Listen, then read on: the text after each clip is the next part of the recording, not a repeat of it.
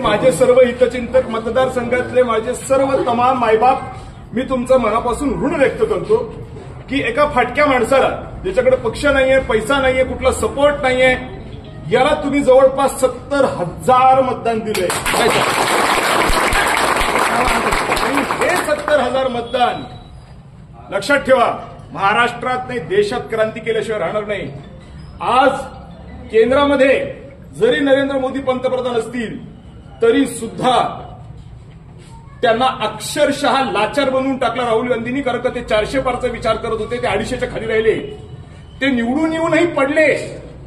तशाच पद्धतीने या कन्नड सोयगाव विधानसभा मतदारसंघामध्ये संजना जरी निवडून आल्या असतील तर त्यांना शरम वाटली पाहिजे की एवढी पॉवर त्यांच्या पाठीमागे आहे आणि तरीही ते फक्त 15,000 मतांनी निवडून येतात. ही शर्मेची बाब आहे. ही काही फार फटाके फोडण्याची बाब नाहीये. उलट मी तर म्हणतो डीजे आपण लावायला पाहिजे आज. इथे आज हमारा बजना चाहिए.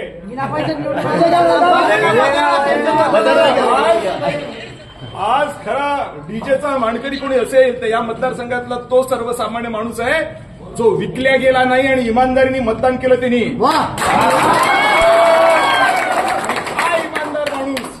हा या मतदारसंघाचं नव्हे, महाराष्ट्राचं भवितव्य घडवणार म्हणजे घडवणार. माझ्या तब्येतीची काळजी करत बसू नका, मी ओके झालो एकदम. माझं काहीच वाकडं झालेलं नाही. काहीतरी कोणी फटाके फोडू नये की मारायला लागलाय, मरत बिरत नाही. आजच आलोय कंपनीतून वापिस टाईट होऊन. माझं काही वाकडं होत नाही. जाको राके साह्या मार खोबाडीत मारल्यासारखी झाली त्यांना.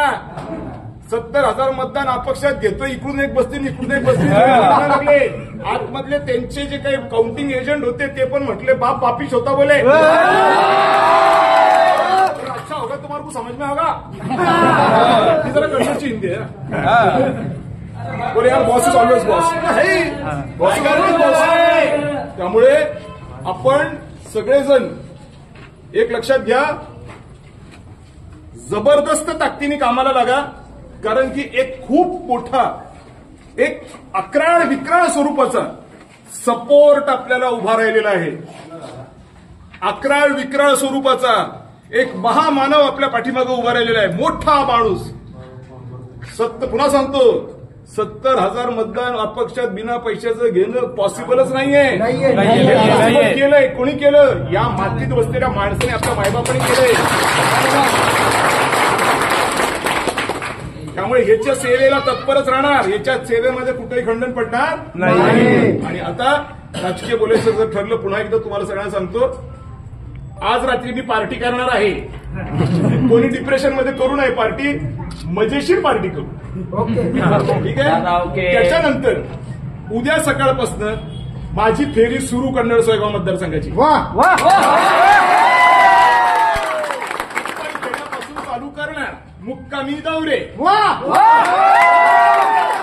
यांचे भोंगे वाजवणार म्हणजे वाजवणार.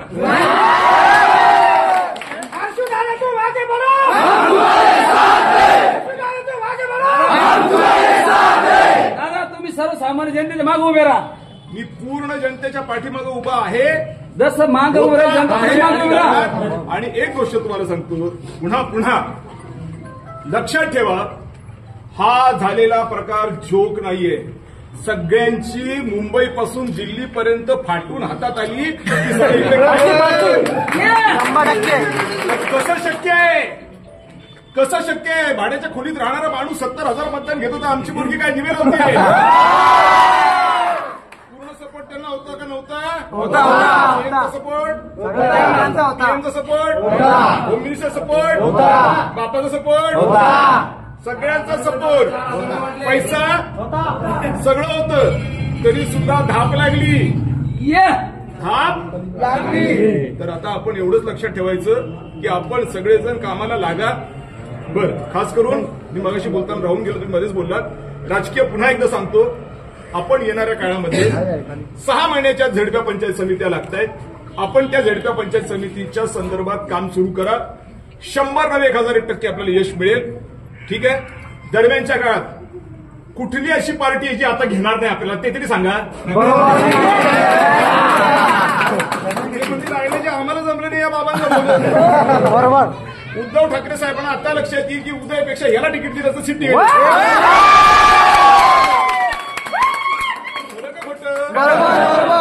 मग आता उद्धव ठाकरे साहेब असतील, पवार साहेब असतील किंवा काँग्रेसचे लोक असतील, मला नाही वाटत की ते स्वतःला कंट्रोल करू शकतील. हर्षवर्धन जल्दी आजा.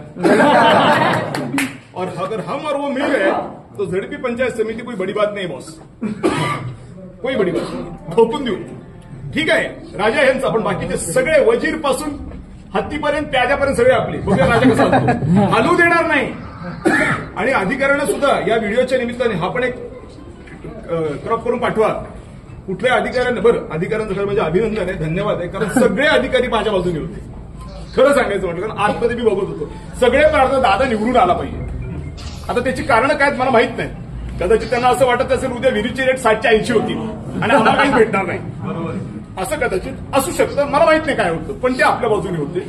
म्हणून अधिकारी वर्ग जो काही आहे, सगळे अधिकारी, सगळ्या डिपार्टमेंटचे, पोलिसांच्या सकट हे सगळे अधिकाऱ्यांना आपला संदेश द्या की असं काही काळजी करू नका की हे तुमच्यावरती अतिरेक करतील आणि तुम्हाला ते करायला भाग पाडतील. आम्ही तुमच्या पाठीमागे खंबीरपणाने उभे राहू, असं आपल्या वतीने त्यांना थोडंसं आश्वस्त करा. त्याचबरोबर हे जे काही धंदे आता ह्यांच्या डोक्यात येत असतील की अब हमारा राज आ गया, हम लोग कुछ भी कर सकते हैं, नाही करणार नाही करणार. हे विहिरीचे 60 आणि गोट्याचे 30 बंद होणार म्हणजे होणार. काय आपली ताकद, आपली बुद्धिमत्ता आणि इमानदार लोकांचे आशीर्वाद हे सगळ्यात मोठी शक्ती आपली. जर हे लोक, राक्षस लोक खास करून ज्याला आपण म्हणतो, घाबरत असतील कुठल्या गोष्टीला, ते एकाच गोष्टीला घाबरतात, इमानदार माणसाला ते लोक घाबरतात. आणि इमानदार माणसं या मतदारसंघामध्ये किती आहेत हे आता स्पष्ट व्हायचं बाकी राहिलं नाही. त्यामुळे आपल्याला ते दुरून नमस्कार करतील. आपल्याला काही त्यांच्यावर चढायचं नाही, अपमान करायचा नाही त्यांचा, पण काय पण मापात त्यांनी पण राहावं आणि आपण आपलं काम करत राहू. तर चुकतंय बोलायला, त्यांनी पण हवेत येऊ नये. मला दिसतंय की ते हवेत आलेले नाहीये, कारण जेव्हा